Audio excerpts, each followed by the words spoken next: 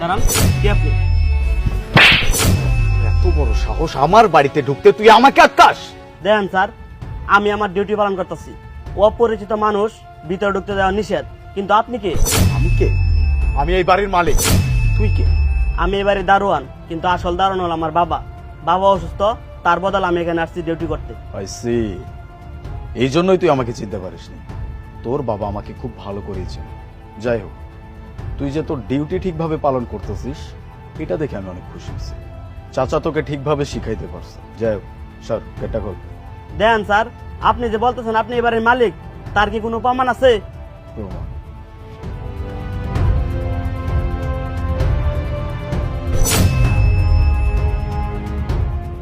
চিনতে পারছিস? তোর ম্যাডাম, আমার ওয়াইফ, এই বাড়ির মালিক আমি।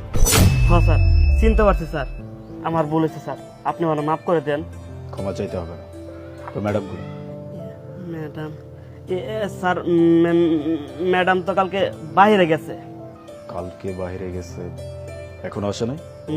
না স্যার, আসলে স্যার আপনাদের আমি কেমনে বলি স্যার, ম্যাডামের যে সালচরণ।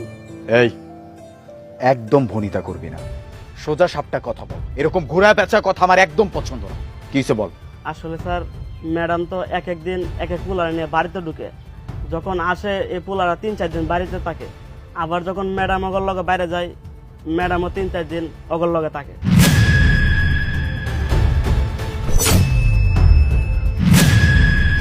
এক কাজ কর, তোর লাঠি দে। স্যার, লাঠিতে কি করবেন? আমার মারবেন? স্যার আমার মারেন না স্যার, আমি গরিব মানুষ। আরে ধুর, তোরে কেন মারতে যাব? লাঠি দে। এটা দিয়ে আমি কুত্তা খেলাম। ক্যাপ দে।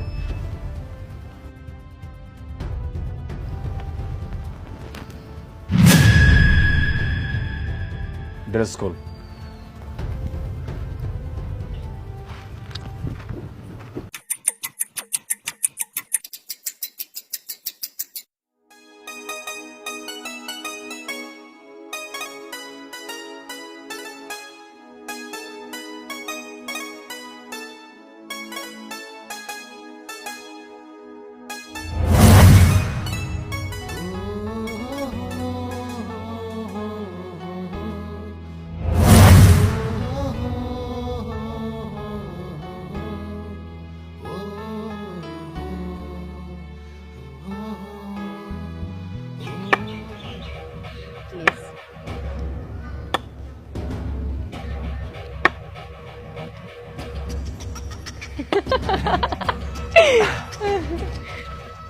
দাঁড়ান, কই যাইতেছেন?